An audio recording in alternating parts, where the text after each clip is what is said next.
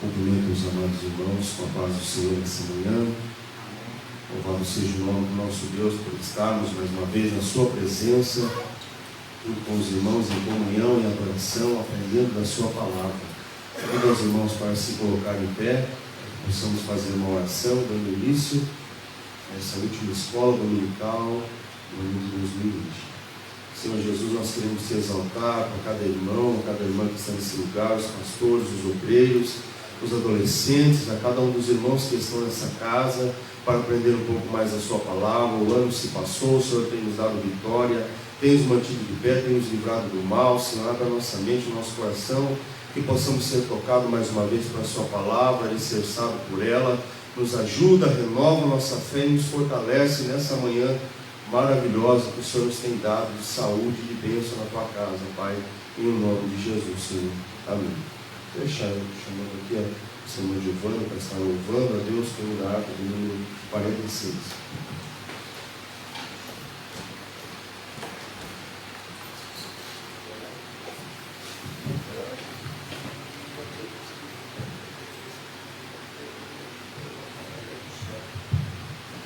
Paz do Senhor, irmãos e irmãs. Vamos cantar o hino de número 46. Um pendão real vos entregou o rei, a vós soldados seus, corajosos, pois em tudo defendei, marchando para os céus, com valor, sem temor, por Cristo prontos a sofrer, bem alto erguei o seu pendão, firme sempre até morrer. Eis formados já os negros batalhões do grande usurpador.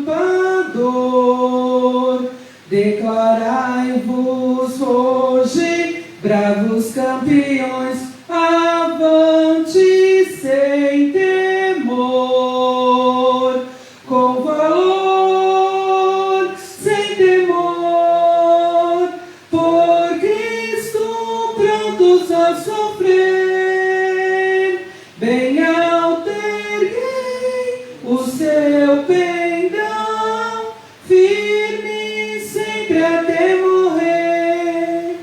Quem receio sente no seu coração e fraco se mostrar, não receberá o eterno galardão que Cristo tem pra dar, com valor, sem temor, por Cristo prontos a sofrer, bem alto erguei o seu pendão, firme sempre até morrer.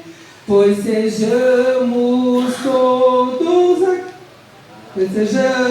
todos a Jesus leais e a seu real pendão, os que na batalha sempre são fiéis, com ele reinarão, com valor, sem temor, por Cristo prontos a sofrer, bem alto erguei o seu pendão, firme sempre até morrer. Amém.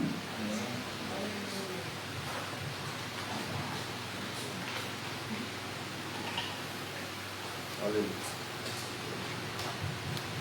Aleluia. E meus irmãos se colocarem em pé para irmos à leitura bíblica em classe, São do número 13, quando Deus restaura o justo. O texto áureo se encontra no livro de Jó, no capítulo 42, no verso de número 10, que diz assim: O Senhor virou o cativeiro de Jó quando orava pelos seus amigos, e o Senhor acrescentou a Jó outro tanto em dobro a tudo quanto dantes possuía. A verdade prática, a restauração do ser humano acontece em razão de amor e de misericórdia de Deus, e não como consequência do esforço pessoal, piedade ou atos de bondade. Leitura bíblica em classe está no livro de Jó, capítulo 42, versículo do 1 ao 17. Eu estou lendo primeiro, os irmãos em diante. Então respondeu a Jó ao Senhor e disse: Bem sei eu que tudo podes e nenhum dos teus pensamentos pode ser impedido. Quem é aquele que diz que sem conhecimento encontra o conselho? Porque isso falei porque não entendia, coisas que para mim eram maravilhosíssimas e que eu não compreendia.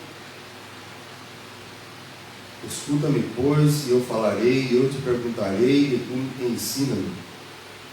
Ouvir, os meus ouvidos ouvir. Não, vai dar correção. Porque ele não quer que lá na frente um policial bate, ele não quer que ele fique preso com a justiça, ele não quer aí que seu filho caia na mão dos mafiosos. Então o pai vai corrigir sim o filho. E a outra parte aqui, o outro tempo que nós estudamos também no decorrer dessa lição, quando Deus revela ao homem, Deus mostrou a Jó que apesar de seu sofrimento, ele sempre esteve presente. Sempre esteve presente. Você quer ver a presença de Deus mesmo? Literalmente, é quando você está só, passando por uma luta, por uma circunstância, passando, como é que se diz, por um deserto da vida. Quando você está no meio do mar, somente no barquinho, você vê literalmente a presença de Deus. E eu pude aí comprovar isso com minha família, no decorrer desse ano aí, que nós estávamos longe dos nossos parentes, longe lá daquelas pessoas que estavam ao nosso redor, sempre junto com a gente, que somente Deus, meu Deus. Deus sabe disso, saiu da sua terra, saiu do seu estado lá, afastou, apartou da sua família, está aqui. Neste momento você vê o agir de Deus literalmente, irmão. Você vê o agir de Deus quando você está desempregado, você vê também o agir de Deus. Aqui foi a lição número 12, quando Deus se revelou a Jó. Ele se revelou diante da tempestade. Tem algumas versões da Bíblia que falam rodomoinho, outras versões falam tornado, outros falam tempestade. E Deus revelou naquele momento a Jó. Com outras palavras, se for esse dia de hoje, eu fico imaginando Deus falando assim: onde tu estava, Joel, quando eu fiz a atmosfera, litrosfera, estratosfera, omegosfera? Onde tu estava quando eu fiz o núcleo, o manto, o cross terrestre? Sabe, você vê assim que Deus tem o seu jeito, o seu agir, a forma de trabalhar, de falar com cada um de nós. No decorrer dessa retrospectiva, Deus usou várias pessoas, vários professores, vários canais de bênção aqui para nós aprendermos um pouco. E hoje, eu estudando ontem, estudando hoje, eu pensei assim, sabe uma coisa? Eu vou fazer uma introdução, porque essa revista, irmãos, é uma revista que você tem que segurar essa revista, tem que guardar essa revista e ler constantemente, porque que lição de vida que Jó nos traz, que algo maravilhoso que nos traz, que palavra de bênção, que retratação. Aqui mostra sobre o julgamento. Às vezes nós fazemos julgamento que não podemos fazer, que somente Deus pode julgar. Às vezes nós temos boas ideias que não podemos colocar em pauta. Não, irmãos, nós temos que fazer a vontade de Deus. Nós temos que adorar esse Deus todo-poderoso. Agora voltando à lição aqui, irmãos. Nós falamos aí sobre a introdução, retrospectiva aí, decorrer dessa lição. Nós falamos sobre a introdução aqui também dessa revista, dessa análise, desse tema, quando Deus restaura o justo Ló. Eu gostaria de falar aqui do tópico aqui, a humilhação de Jó. Ponto onde diz assim, Jó humilhado. Os capítulos 38, 39 e 40 demonstram como Deus expôs a sua onipotência na criação e suficiência em preservá-la. Ele mostrou que o patriarca era incapaz de não apenas compreender a dinâmica da criação, mas sobretudo fazer algo parecido com ela. Jó convenceu de que seus próprios questionamentos era injusto. Irmãos, nós não somos nada. Isaías deixa bem claro, nosso pensamento não é que nem os pensamentos de Deus. Deixa bem claro sobre isso aqui. Se ele não era capaz de fazer o que Deus fez, então com que direito criticava os caminhos divinos? Se apenas uma das criaturas de Deus era capaz de impor terror em Jó, como se comportaria ele diante do Criador dessas criaturas? Não, quando ele levanta para a nossa vida, né, irmão? Você sabe claramente que é o inimigo. Tem os sinais. Os irmãos aí, que é mais veterano na caminhada, sabem. O inimigo, quando levanta por sua artimanha, começa a dar uma coisa errada aqui e outra aqui em volta. É incrível, irmãos. Está tudo bem, está tudo certo, mas as suas espirituais levantam, você começa a ter pesadelo, batalha espiritual quando está dormindo. Você já não tem aquela força mais de orar, ou às vezes você ora sim, mas parece que não está acontecendo nada. E Jó aqui estava entendendo, compreendendo. Hoje nós compreendemos, nós entendemos. É nesse momento que nós temos que fazer o quê? Nos humilhar debaixo da potente mão do Senhor. É nesse momento que nós temos que permanecer debaixo do Altíssimo, debaixo da sombra do Onipotente Deus. É nesse momento que nós temos que nos entregar a mais. Jó era um homem temente, homem fiel, que serviu o Senhor, mas ele não compreendia a artimanha maléfica de um ser criado por Deus.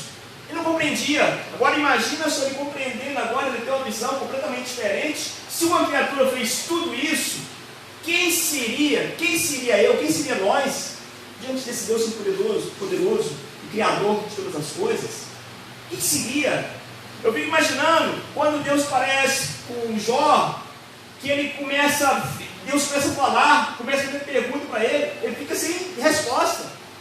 Não tem resposta, irmão. Quando Deus está diante de você, Deus fala, você não tem resposta. Ponto 2 diz assim: a reverência e a submissão. Diante da assombrosa visão da criação de Deus, Jó agora exclama: bem sei é que tudo podes. Está no versículo 2 do capítulo 42 de Jó. Esse versículo mostra a sua atitude de reverência e submissão diante de Deus. Ele percebe que tudo que aconteceu em sua vida tinha um desígnio divino. Portanto, era tolice discutir ou questionar com a suficiência de Deus. Quem é aquele, diz tu, que sem conhecimento encobre conselhos? Por isso falei do que não entendia.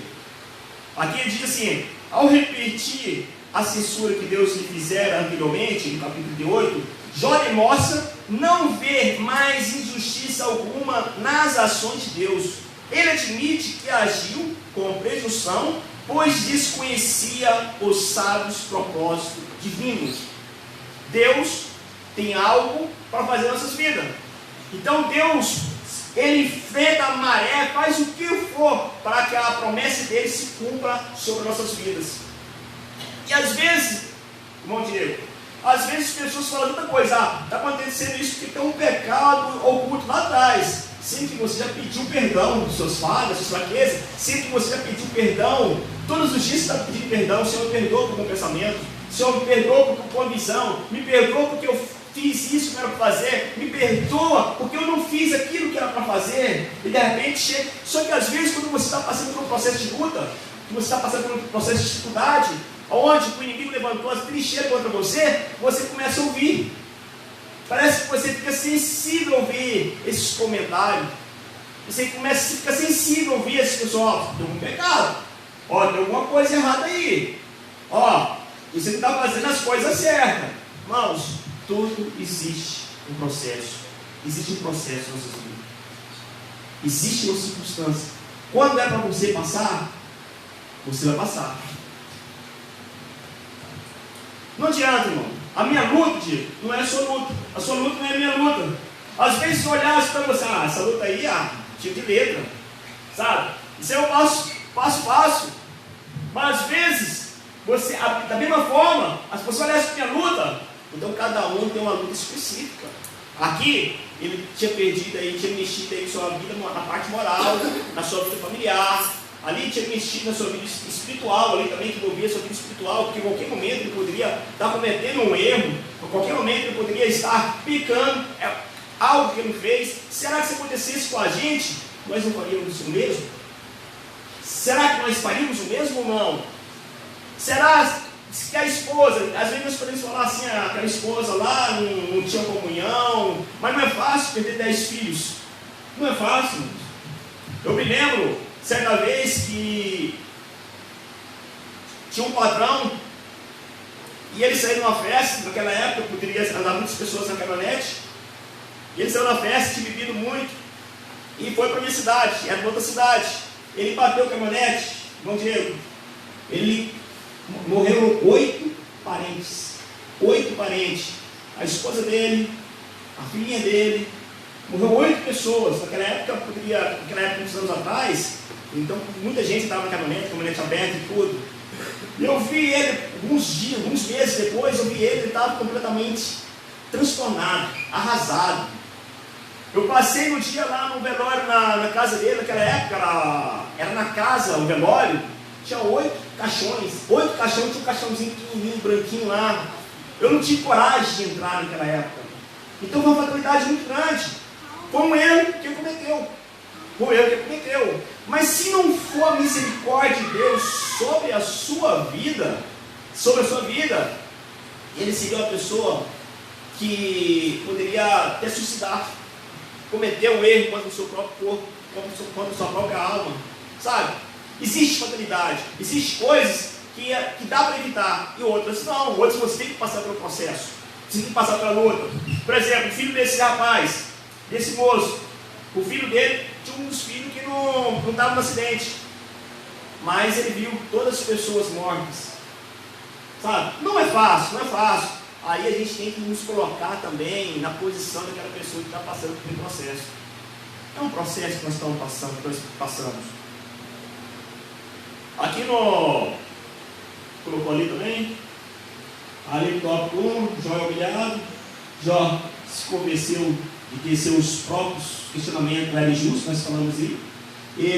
Se ele era incapaz de fazer o que Deus fez, então com que direito criticava os caminhos divinos? Falando aí, no ponto 2, vou passar para o ponto 2, por favor, do tópico 1. Ponto 2 do tópico 1, reverência e submissão diante da assombrosa visão da criação, que nós falamos aí. Bem sei que tu podes. No último capítulo, irmão, no último parágrafo do tópico 2, do tópico 1, ponto 2, diz assim: não podemos nos contentar com o conhecimento teórico acerca de Deus, mas devemos experimentá-lo. Quando temos experiência viva com o Altíssimo, renunciamos aos nossos achismos. Então aí, irmãos, o último parágrafo do tópico 1, ponto 2, diz assim: não podemos nos contentar com o conhecimento teórico. Não adianta simplesmente, irmão Pedro, a gente lemos a palavra, lemos a Bíblia, lemos os outros livros, pegar outra literatura, se nós temos literalmente contato com esse Deus Todo-Poderoso. Simplesmente não é você pegar o livro, rodear folhas e mais folhas e ler e falar assim: eu já li a Bíblia 30 vezes, ninguém fez isso aqui nessa igreja. Aí de repente você não tem um contato com Deus, você nunca tem ouvido a voz de Deus. Mesmo você lendo a Bíblia, você nunca ouviu a voz de Deus. E por incrível que pareça, tem pessoas assim, dessa forma, que não teve um conhecimento literalmente com Deus, não escutou Deus, não sentiu a presença de Deus. Nós temos o quê? Nós temos que sentir, nós temos que buscar, e para isso às vezes temos que buscar com todas as nossas forças, com todo o nosso entendimento, com todo o nosso coração. Vai às madrugadas, busca a presença. Nós podemos ver muitos jovens aí, que não têm a presença real desse Deus poderoso. Muitos irmãos, até mesmo obreiros, que nunca ouviu Deus falar, mesmo diante das crises, irmão. Nunca ouviu Deus falar, porque não deu espaço para Deus falar. O Pai, o Criador, Ele quer conversar com a gente, Ele quer falar com a gente todos os dias, só que nós não damos espaço. Quando você está sensível ao Espírito Santo, que você está sensível a Deus, a oportunidade que o Senhor nos entregou o Consolador, quando você vê uma formiga, Deus fala com você. Quando você vê uma borboleta, Deus fala com você. Quando você acorda, que você já vê o sol, que você vê as nuvens, você vê o cenário da vida, a perfeição de Deus, as cores de Deus, o azul do céu, o verde da natureza, o marrom da terra, o brilho das águas, como o sol bate nas águas. Deus fala com você, Deus fala com a gente todos os dias, sendo que às vezes nós não damos espaço. Continuando aqui ele fala, o comentarista fala assim: a humilhação de Jó resultou em humildade, reverência, submissão e experiência com Deus. Eu me lembro uma vez que eu estava no monte, lá em Goiás, estava para a gente ir num monte que era bem calor, bem quente, e nessa época eu era jovem, bem jovem. Estavam os jovens todos lá e de repente, com a ação, os jovens naquela época tinham o poder de Deus. Não queria simplesmente ser batizado, queria mais, queria o poder de Deus, queria algo, queria ver. E a gente estava reunido lá, de repente, uns gravetos, a gente às vezes fala das pessoas que nem acreditam, né? E os gravetos pegou fogo. Não sei se os irmãos já viram, pegou fogo. E assim nós ficamos maravilhados, glorificamos a Deus. Alguém poderia falar assim: não, foi uma ação maléfica, mas a gente glorificou a Deus. Eu acho que o marido iria fazer algo assim para a gente glorificar a Deus, o nome de Deus ser glorificado. A gente começou a adorar com mais fervor, porque era uma experiência que nós tínhamos. Aí um colega meu pegou um graveto, a gente pegava na mão assim, ó, viu o foguinho azul, um foguinho alto, sabe? E o colega meu, é a coisa assim que eu estou falando, às vezes o irmão não acredita. O colega meu engoliu. Eu quero mais poder, agora eu vou ter mais poder, gente. É porque às vezes não tem conhecimento. Vai virar um dragão. Vai virar um dragão, né? Como se diz. Tem que buscar a presença de Deus. É real, algo de Deus. Às vezes pessoas simbolizam algo material e acham que é assim vai ter uma experiência com Deus. Não. Algo é com você e Deus. Às vezes é simplesmente no seu quarto. Às vezes é no seu emprego. Às vezes no chuveiro. Às vezes você andando. Você vai ter uma sintonia com esse Deus Todo-Poderoso. Você vai ouvir a voz de Deus, você vai começar a chorar. Quando eu estava lendo a revista, comecei a ler a revista e comecei a chorar. Aí você fala assim: mas eu já li isso umas 20, 30, 40 vezes. Mas Deus, Ele fala, cada vez que Deus fala de uma forma diferente. E às vezes Deus fala da mesma forma e você lembra: nosso Deus, Ele é fiel. Deus, Ele é maravilhoso. Amém, irmãos? Graças a Deus. Aqui o comentarista, comentar só uma ênfase que o comentarista fala aqui: além de conhecermos a palavra, precisamos também conhecer o Deus da palavra. Irmãos, nós temos que conhecer esse Deus, irmãos. Nós temos que conhecer esse Deus. Tem umas pessoas que vê Deus como um tirano. Às vezes, sabe por quê, gente? De uma forma psicológica. Às vezes porque o pai dele era grosso demais, batia muito nele. Às vezes ele diz: não, Deus, eu não posso chegar dessa forma diante de Deus, não, Deus vai me bater, não sei o quê. Então ele tem aquela concepção, é algo lá da infância. Algo da infância. Deus é amor, gente. Deus deixa bem claro: ainda que a mãe que amamenta um filho, bem esqueceram, eu jamais esquecerei os meus. Deus não vai esquecer de maneira alguma de cada um de nós. Aqui no tópico 2 já. Tópico 2, a intercessão de Jó. Ponto 1, a ira de Deus. Após ter se dirigido a Jó, o Senhor volta-se para Elifaz e o Temamita: minha ira se acendeu contra ti e contra os teus dois amigos, porque não disseste de mim o que era reto, como o meu servo Jó. Irmãos, se lembra que eu fiz a retrospectiva, que falei sobre Elifaz, sobre Bildade, sobre Zofar?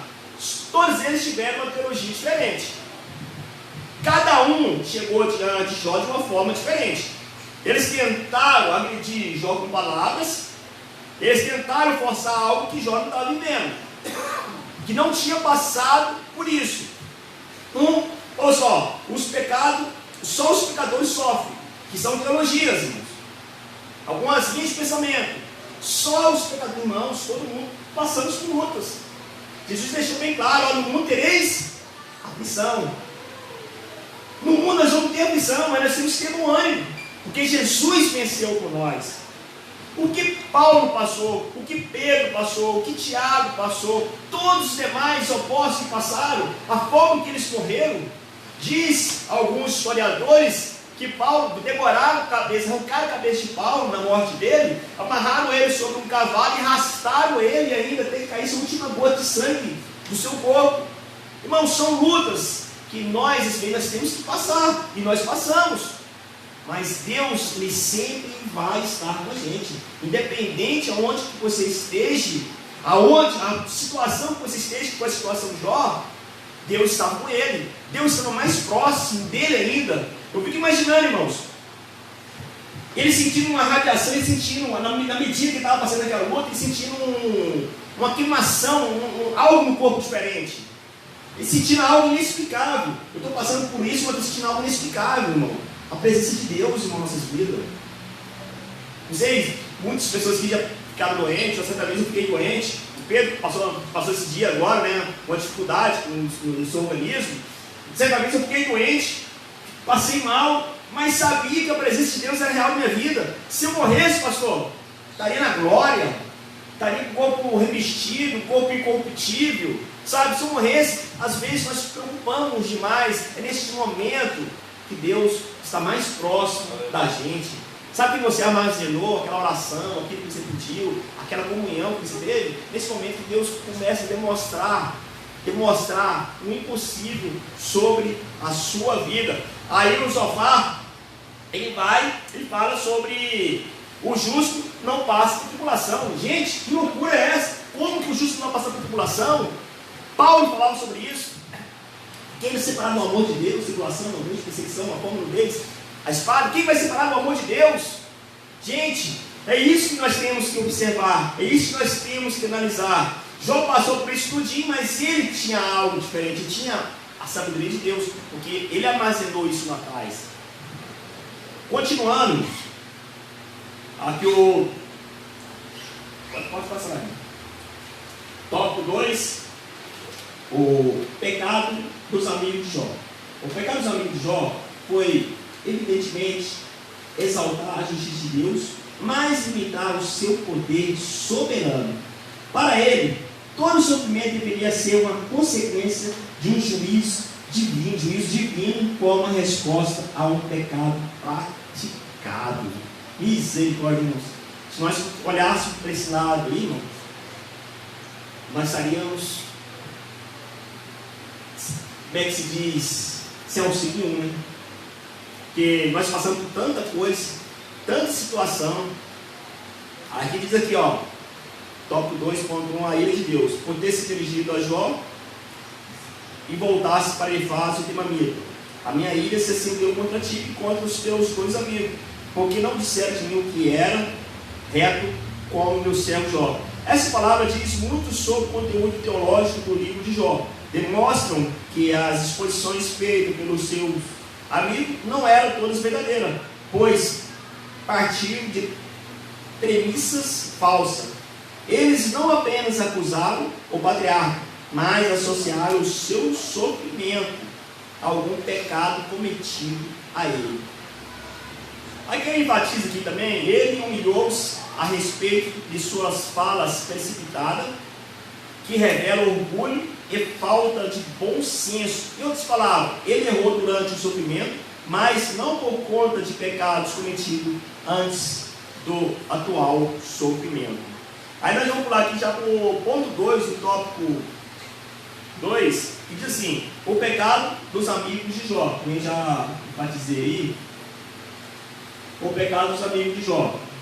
O livro de Jó demonstra quanto, dentro dos propósitos de Deus, o sofrimento é uma manifestação do seu amor e a graça, e não uma forma de punição. Aquela hora que eu falei lá, essa questão do filho que tem o seu pai, que é corrupto aqui na terra, ele faz a mesma colocação de Deus. Ele acha que Deus vai ser que nem o seu pai aqui na terra. Eu me lembro quando Eu era criança, pretinho, feinho, danado. A minha irmã, meus pais são morenos, mas minha irmã puxou meus avós, sabe? Parecia um anjo. Pensa, uma menina bonita. Parecia um anjo. Cabelo encaracolado, a gente condições boas, sabe? A gente morava no Rio de Janeiro naquela época. E eu chegava com meus pais e às vezes não conseguia nada. Aí eu chegava com minha irmã e falava assim, Joelma, o nome dela é Joelma. Joelma, pede um chocolate para nós. Pede um chocolate para nós, sabe? Para ganhar. E às vezes a gente olhava o nosso pai dessa mesma forma. Que preciso de intermediador aqui. Preciso do pastor para me receber algo de Deus. Eu preciso da irmã de oração para me receber algo de Deus. Eu preciso do profeta. Eu preciso ir na casa da irmã fulano de tal, que ela é profeta, que ela vai entregar a mensagem de Deus. Não. Deus está junto com a gente. Essa barreira quebrou. Essa parede quebrou. Agora nós temos um contato, literalmente, com esse Deus Todo-Poderoso. É neste momento que nós clamamos, nós suplicamos, nós falamos com o Senhor e o Senhor nos responde. O Senhor nos responde, o Senhor nos entrega a vitória, o Senhor nos entrega a bênção desse Deus Todo-Poderoso. Aqui diz assim, no ponto 3, ponto 2 aqui, representados por Elifaz, mais velho, o pecado dos amigos de Jó, foi evidentemente exaltar a justiça de Deus, mas limitar o seu poder soberano. Para ele, todo sofrimento deveria ser consequência do juízo divino com a resposta do pecado. Nós já falamos sobre isso aqui. No ponto 3, no tópico 2, diz assim, a oração de Jó. Deus dirige aos amigos de Jó um conselho a ir ao patriarca para que este intercedesse por eles. Sim. Nessa lição, irmão, a gente estudou muito e existe um lado que não foi, inclusive, muito proferido dentro das escolas, das aulas. Esses três eram acostumados a ir a se abastecer em Jó. Eles passaram anos e anos conhecendo Jó pela sua fortuna, pela sua beldade. Porque quem tem tudo pode dar. Mas quem não tem, além de não dar, passa a ser cobrado. Esses três viram as duas posições em que se encontrou Jó. O senhor acabou de falar aí que precisa da intercessão de irmãos, de irmãs, né? A intercessão do pastor. É fácil para nós termos essas pessoas, mas e quando nós não temos? É esse lado que talvez, na falta dessa posição de Jó, é que eles começaram a talvez até criticar e cobrar coisas que não eram. A gente tem que prestar muita atenção nesses fatos. Você tem ideia, Henrique? Interessante colocação. Isso era naquela época, que não havia esse capitalismo que temos hoje, né, Diego? Imagina hoje que você é o que você tem. Aí eu tenho um Corolla 2016. Opa, ó, o irmão é abençoado. É a colocação, né, Pedro? O irmão é abençoado. Mas de repente você já não tem esse Corolla mais. Rapaz, eu estou passando uma luta, estou morando de aluguel e não tenho dinheiro para pagar. Irmão, misericórdia, irmão. O que está acontecendo com você, irmão? Misericórdia, sem pecado, irmão. É isso aí, irmão. Irmão, Deus está... Irmão, o que está acontecendo? Você pecou contra Deus. Irmão, sabe por que isso? Meu irmão Pedro falando. Porque hoje nós vivemos um capitalista. Ainda é pior ainda. Aqueles três, que o pastor estava falando aqui, os três estavam sempre diante da tutela, diante dos seios, diante de Jó. Sempre juntinho. Não somente ele, né, Pedro? Mas todos que estavam em volta. Porque quando você perde algo, você pode ter certeza que as pessoas vão levantar para você. As pessoas vão levantar. E com a pressão que chega tão desmasadamente na sua família, que de repente logo vem os seus filhos também. Seus filhos, a esposa, pai, que luta. A esposa chega, o que está acontecendo? É desse jeito, irmão. Estou falando isso, já fiquei desempregado. Uma vez eu fiquei desempregado, muitos anos atrás, eu fiquei desempregado e de repente o pessoal pressionando, não quer trabalhar, não quer isso, não quer aquilo, não quer aquilo outro. E de repente a minha esposa até que faz um comentário, sabe? e se esforçando, não, eu faço qualquer coisa, eu trabalho qualquer coisa, mas não aparecia. Irmãos, tem momentos em nossas vidas que parece que você tem que passar por aquilo ali, você tem que passar por aquele deserto. Você tem que passar e você tem que vencer. E na hora que você vence, que você não pecou contra Deus, você glorifica o nome do Senhor, e as pessoas olham para você assim, realmente, Deus estava com esse jovem. Deus estava com esse homem. É isso, em nossas vidas. Às vezes você nunca passou por luta. Às vezes você nunca perdeu nada. Glória a Deus por isso. Mas se você um dia passar, glorifica a Deus da mesma forma. Porque aqui tem exemplo. Irmão. Aqui tem exemplo de simplicidade, humildade, fé. Nem tanto que está lá, que vale lá entre os heróis da fé. Aqui tem exemplo. Voltando aqui, irmãos. Eu gostaria do último parágrafo, aqui no tópico 3, do tópico 2, do ponto 3, diz assim: agora, esse homem, outrora, acusado de pecador pelos seus amigos, o socorrerá por meio de oração. Deus chegou nos seus amigos, ó, vai até Jó, faz o sacrifício. Porque eu não agradei de vocês, não. Vocês falaram que não era justo em mim. Eles foram, irmãos, eles foram muito energéticos quando eles acusaram Jó. Eles foram muito energéticos. Eles vieram com muito vigor, né, irmão Tio? Isso é muito bonito, irmão. Alguém que falou da pessoa, do irmão, da irmã, e ela continuou fazendo a obra. Daqui a pouco aquela pessoa fala: você me perdoa, não sabia que você, né, que você orava por mim, eu estava falando contra você. E aí Deus agindo aí de uma forma assim tão bonita que aqueles que falam mal vão lá. Eu só vou ouvir você se você for lá falar com ele. Então Deus é um Deus de comunhão. Não é um Deus que ele se agrada quando alguém está querendo sobressair a outro nome. É por realidade. Eu acho que foi aqui na igreja mesmo, deu testemunho de uma prostituta que chegou diante da igreja e falou que tinha tido relação com o pastor dirigente. Os obreiros chegaram diante do pastor dirigente: pastor, isso aconteceu? Não aconteceu. Não aconteceu não. Tudo bem. Passaram em 3 anos, essa mulher, que essa prostituta tinha falado isso, estava na Bahia, ligou para esse pastor que estava em Minas, pedindo: ó, você tem que vir aqui, eu quero confessar, eu quero te pedir perdão. Ele foi até essa mulher, ela pediu perdão para ele, e falou que era o vice dele que tinha pagado ele para falar isso. Depois de 3 anos. Agora você imagina só, irmãos, se a igreja tivesse condenado o pastor, julgado o pastor, tirado o pastor, aqueles irmãos todos estariam em pecado. E isso acontece, irmãos. Isso acontece. De irmãos vir contra o pastor, contra o líder da igreja, falar que está em pecado, e não dá, irmão. Sim, pastor. A igreja do Bairro Alto, irmão, levou quase 30 anos para ser construída. E teve um tempo assim que parou a construção. Quanto mais botavam dinheiro, mais faziam, a igreja não saía do lugar. Aí a igreja começou a culpar alguém. E começavam a trocar de pastor, mestre de obras. Um dia um irmão se levanta dentro da igreja e diz assim: vai lá e chama aquele que vocês botaram fora da igreja. Vai lá buscar, porque enquanto ele não voltar, essa igreja não será terminada. Porque eu botei a minha mão. Deus preserva, irmão. Deus preserva. Não adianta se levantar, fazer tudo, porque Deus vai assumir a proposta da chamada. É a pluralidade, irmão. A pluralidade. Deus está vendo todas as coisas. Eu não posso chamaram ele de volta, fizeram um culto de ação de graça, a igreja inteira pediu perdão. Porque não, às vezes não é só um, a igreja acoita, esconde e não fala. E ele foi perdoado. É o templo mais lindo de Curitiba, a igreja perdoada. Você vê, Deus muda literalmente a história. As pessoas, naquele momento, as pessoas podem imaginar assim: nesse momento eu sei que eu não estou em pecado, eu sei que não estou em erro, mas eu continuo glorificando a Deus. E Deus está com a gente, né, irmãos? Quando tem um julgamento, um pré-julgamento, graças a Deus, dentro da igreja, irmão, nunca tive conflito com nenhum obreiro, com nenhum pastor nesses 21 anos que estava conversando com o irmão Pedro, de cristão.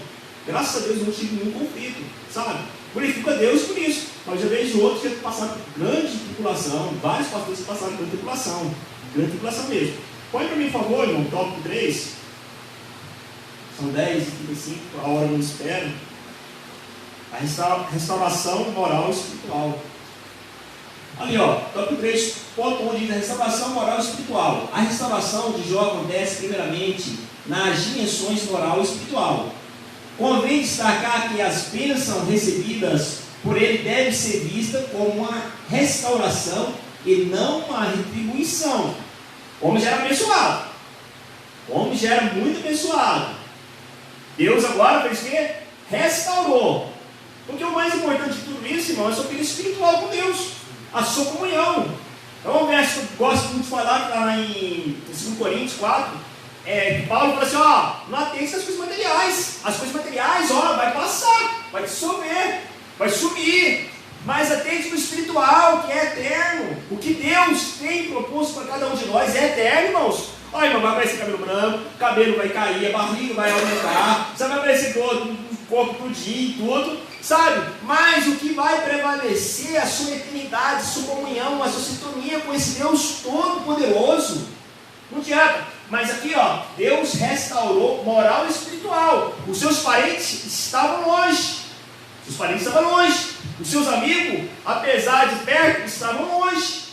Irmãos, um amigo daquele jeito ali, você precisa de pessoas que estejam junto com você. E neste momento de luta, de provação, que você vê quem é quem na sua família, quem é quem no seu emprego, quem é quem diante da sociedade, irmãos. É neste momento, irmão. Mas quer ver você sabe quem é quem no seu emprego? Sabe quem é quem no seu emprego? Você dá um vacilo. Às vezes aquela pessoa que você levantou. Às vezes aquela pessoa que você levantou, que você ajudou, de repente o primeiro vacilo que você tem, aquela pessoa que você levantou, aquela pessoa que você auxiliou, você ajudou, o primeiro vacilo que você tem é aquela pessoa levantou para você. Aí você fala assim, misericórdia por esse cara aqui, e você tem que glorificar Deus. Detalhe, você ainda tem que orar por ele ainda. Essa lição retrata bem claro, deixa bem enfático aqui que você tem que orar por ele ainda, sabe? Para que todo impedimento venha cair. Eu cansei de ver, irmãos, pastores dirigirem igreja, levantar obreiros, depois o obreiro querer derrubar pastores. Eu cansei de ver, irmão, tem mais de 20 anos, 25 anos que tu teu trabalho no mercado aí, de eu ver gerente, líder, levantar um companheiro, de repente, ele se levantar contra ele, irmão, querer destruir a sua vida moral, a sua vida sentimental, porque acaba se tornando uma verdadeira guerra. Diz aqui, a restauração de Jó acontece primeiramente na dimensão moral e espiritual. Convém destacar que as bênçãos recebidas por ele devem ser vistas como uma restauração e não retribuição. Não há uma teologia de retribuição no livro de Jó, onde o ímpio é sempre punido e o justo sempre recompensado. Irmão, você vai ver isso. Já viu? O ímpio ser punido constantemente e o justo não ser recompensado? Irmão, é sem lógica. Existe um ditado, uma colocação, você planta, bíblico também, você colhe. Tem uma lógica, não tem? Bom, Heitor, você plantou, você vai colher. Mas para você plantar, às vezes você tem que arar a terra, você tem que limpar, você tem que tirar toda a sujeira, você tem que queimar o mato, e de repente, depois que você arar a terra, você colocar a sua semente, você tampar direitinho, proteger os animais, os bichos, e de repente você aguarda a terra e esperar o tempo certo. Existe uma lógica, só que Deus, ainda que você erre, ainda que você falha, Deus perdoa a sua fraqueza devido à humilhação que você se prostrou diante de Deus. Deus vai perdoar os seus pecados. Na Bíblia de Hebreus fala que Deus lança seus pecados no mar do esquecimento. Porém, alguns erros que você cometeu vai vir à tona. Algumas coisas, as iniquidades que você fez, que você plantou, vai vir. Mas Deus é poderoso para justificar isso. Isso deixa bem claro, porque Ele é Deus, não é homem. Se fosse o homem que queria fazer, iria condenar. Não, você tem que ser punido. Você passou por isso, você tem que ser punido. Continuando aqui, irmãos. Ponto 2 do tópico 3, a restauração social material. A restauração de Jó também aconteceu nas dimensões sociais e material. Social e material. As calamidades que sobrevieram sobre ele, especialmente suas feridas físicas e emocionais, ou expulsaram do convívio social. Deixou bem claro isso aí, irmão. Ele tinha o status, agora ele não tem. Irmãos, vamos lá. Será que se Jesus viesse hoje, entrasse por essa porta, você não sabe que é Jesus? A gente tem uma conexão, nós temos uma lembrança de Jesus, é aquela foto bonita, os olhos claros, né? Os olhos claros, aquela barba bonita, aquele cabelo longo. Nós temos essa impressão que a igreja colocou em nossa mente, principalmente em nossa mente. Mas, quando você vai ler o livro de Isaías, fala, ele era desprezível, mais indigno dos homens de dores, homens experimentando sofrimento, pelo qual não fizemos caso algum. No verso anterior ele fala assim, ele era uma raiz de uma terra seca, sem formosura. Jesus entrasse aqui, será que estaria a oportunidade? Passar o microfone? Existe uma lógica. Sua carta é linda aí? Você tem sua carta? Às vezes, irmãos, nós pegamos essa teologia que esses outros falaram aqui e colocamos dentro da religião, dentro da igreja. Às vezes nós pegamos essas linhas de pensamento e adotamos para nós mesmos. Você não vai passar por isso, isso e isso. Às vezes nós colocamos meritocracia. Você vai ter se você fizer isso. Se você fizer isso, você vai ter. Você está dizimando, você está ofertando, você está na portaria, aí eu vou fazer uma conexão. Mas Deus não vê dessa forma, irmão. E por que você tem que ser o líder da igreja? Por que você tem que ser o pastor da igreja? Cada um tem o seu chamado. Às vezes eu pego um chamado, irmão, que não é para mim, irmão. Eu adoto um chamado que não é para mim, irmão. É hora que eu faço coisa errada. Deus tem para cada um chamado específico, um chamado diferente. Não sei se o irmão concorda comigo, mas às vezes você vai pegar um obreiro, que é porteiro, que passou a vida inteira, tomou frente da portaria, que protegia os carros, que não deixava as pessoas ruins entrar. De repente você vai colocar aqui, vai atrapalhar, de repente você pega um irmão daqui, leva para lá, vai fazer uma bagunça. Irmão, Deus tem a sua maneira de trabalhar, e Deus já colocou no coração do pastor, Deus já colocou no coração do anjo da igreja. Quem ele pode colocar em cada cargo, às vezes nós queremos questionar. Às vezes nós queremos questionar. Continuando aqui, irmão, restauração material, top 2, top 3, top 2, aqui ó, já entrou conclusão aqui. Restauração também aconteceu na dimensão social e material. As calamidades que sobrevieram sobre ele, especialmente as suas feridas físicas e emocionais, expulsaram do convívio social. Ele suportou sozinho o que pensava ser um julgamento de Deus, mas agora todos veem a graça divina derramada de forma abundante sobre ele. Era, portanto, a hora de voltar ao convívio social e desfrutar de tudo que o Senhor lhe deu, pois o Senhor acrescentou a Jó outros tanto em dobro a tudo quanto antes possuía. A restauração que o Senhor Jesus faz na vida do ser humano leva conta todas as dimensões da vida. Ele restaura a vida espiritual, moral, social, material, trazendo a dignidade ao homem que teve por meio da graça divina, a imagem de Deus restaurada. Aqui no tópico 3 ainda, ponto 3, a síntese do tópico aqui ele fala assim que essa história, aqui diz assim, o comentarista, afirmou um crítico literário, certa vez que 2 são os defeitos do livro de Jó. Um crítico encontrou 2 defeitos. O primeiro, que o antagonista da história de Satanás sai de cena antes do prólogo. E segundo, é que diferentemente dos dramas gregos, romanos e ingleses, a história de Jó tem um final feliz. Esse aqui é o comentarista, ele faz essa colocação aqui. Irmãos, o comentarista fala sobre o quê? Que Satanás saiu antes do meio, antes de ter o diálogo de Deus, ter o diálogo com Jó. 2, teve um final feliz. Então eles estavam acostumados o quê? Com finais tristes. As coisas de Deus são diferentes, irmão. As coisas de Deus são diferentes. Você imagina, Estevão na hora de morrer. Quando Estevão estava prestes a partir, ele viu o quê? A glória do Senhor. Ele viu o Senhor. Que coisa maravilhosa. Ó, estou tendo um final. Vocês podem achar que eu estou tendo um final triste, mas eu estou tendo um final maravilhoso com a presença de Deus. Estou entrando na glória de Deus. A cena se irmãos. Um dia nós vamos partir. Um dia nós vamos deixar esse corpo, né? Deixar essa matéria. Nós vamos entrar o quê? Em sintonia, nós vamos estar glorificados por esse Deus Todo-Poderoso, um corpo incorruptível, um corpo sem pecado, sem erro. E essa parte da conclusão, e eu vou deixar para o nosso pastor. Eu quero agradecer os irmãos por essa oportunidade. Quero agradecer ao irmão Diego. Deus te abençoe, tá, meu querido? Abençoe aí cada obreiro, cada um que tiver paciência, está escutando a gente aqui. Com certeza, Deus falou no seu coração, Deus vai continuar falando no seu coração. Que Deus abençoe. Pastor, oportunidade. Glória a Deus.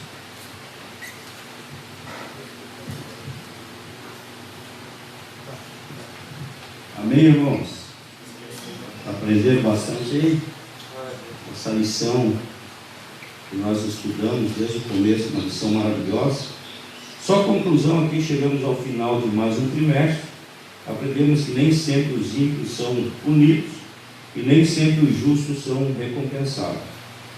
Mas Deus julga os perversos e abençoa os justos, pois todos fazem parte de um universo governado por leis e princípios morais. Todavia, isso não é tudo. Deus é soberano e pode atuar fora das linhas que habitualmente acreditamos que Ele opere. Assim podemos aprender que Deus não nos prova porque deseja nos punir, mas porque nos ama. Ele deseja demonstrar ao seu adversário, o diabo, que os homens podem servi-lo sinceramente, sem uma relação de troca. Jó provou que o diabo estava errado e que Deus esteve sempre certo. Amém? E é pura realidade, né? Em todos os momentos na vida de Jó, desde o começo que nós estudamos essa lição, teve momentos que Jó pensou que estava sozinho, né? Principalmente quando seus amigos ali o estavam acusando, mas Deus sempre esteve presente. Só que Deus, Ele se manifesta na hora certa. É no momento dele, não é no nosso momento. Por isso, essa lição foi um aprendizado para nós, que estudamos, né, desde o comecinho aí, e que os irmãos que nos acompanharam, né, pela internet aí, tem lá, desde a primeira aula, uma bênção da parte de Deus, e que nós podemos usar de reflexão. A próxima lição que nós vamos ter, presta aqui para mim, faz um favor. Está aqui o próximo trimestre, primeiro trimestre do ano de 2021, o verdadeiro pentecostalismo, a atualidade da doutrina bíblica sobre a atuação do Espírito Santo. Uma lição maravilhosa. O presbítero irmão Luiz já está ali com as lições, os irmãos podem adquirir para ir estudando, que já no domingo que vem vamos começar o ano aprendendo da palavra de Deus. Amém? Nós vamos ter um trabalho bem rápido aqui, né? Quero agradecer aos irmãos que nos acompanharam aí pela internet. Que Deus abençoe em Cristo Jesus.